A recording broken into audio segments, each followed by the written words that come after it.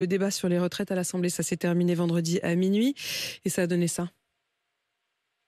Même si Macron ne veut pas, nous on est là.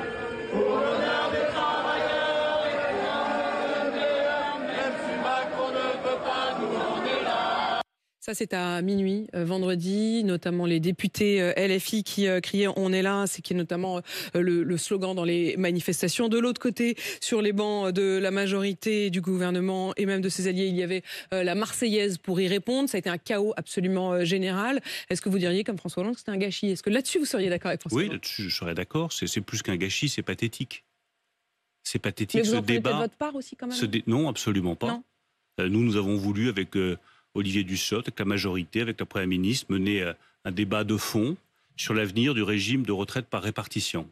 Nous avons eu droit soit au silence du Rassemblement national, qui n'est jamais sorti du bois, qui s'est caché, qui s'est planqué. Mais quand on fait de la politique, on ne se planque pas. On avance à visage découvert, on défend ses positions. Le Rassemblement national s'est planqué. Et de l'autre côté, vous avez eu la France insoumise, qui a vociféré pendant 2 semaines, qui a menacé directement le ministre du Travail, Olivier Dussopt. Tout ça est pathétique, tout ça est lamentable. Et tout cela montre des oppositions totalement irresponsables, qui ne voient pas que l'enjeu, ce n'est pas simplement le régime des retraites, c'est que soit nous travaillons tous collectivement davantage, et chacun d'entre nous doit entendre cela, soit la France va s'appauvrir, soit nos enfants s'appauvriront, soit nos petits-enfants s'appauvriront, soit nous rétablissons les comptes publics, soit nous rétablissons les comptes publics dans les mois qui viennent, parce que nous revenons, comme je l'ai dit, à une situation économique normale, soit nous allons payer des taux d'intérêt toujours plus élevés et nous aurons une charge de la dette toujours plus élevée. Soit nous nous engageons à réindustrialiser. J'entends votre question et je vais y répondre. Je veux juste qu'on mette ce matin les points sur les i sur la situation de la France.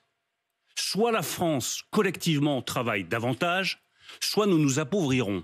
La preuve en est, une fois encore, les propositions qui ont été faites par la France insoumise. Augmenter les cotisations des entreprises, c'est quoi? C'est appauvrir les entreprises.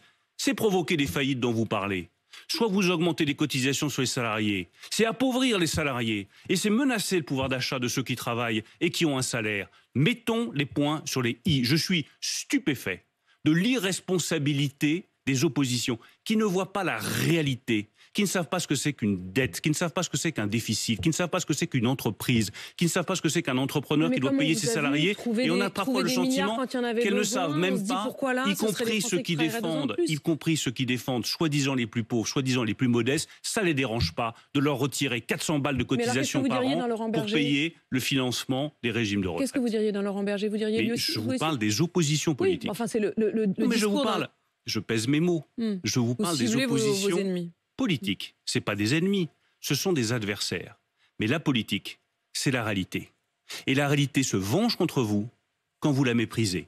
J'accuse les oppositions, Rassemblement national comme la France insoumise, de mépriser les réalités. Ces réalités se vengeront contre nous si nous n'en tenons pas compte. Et je pense que c'est l'honneur de la majorité, des députés de la majorité, des ministres qui ont défendu ce texte, d'avoir voulu mettre l'ensemble des oppositions face à leurs responsabilités et montrer la réalité des choses à nos compatriotes.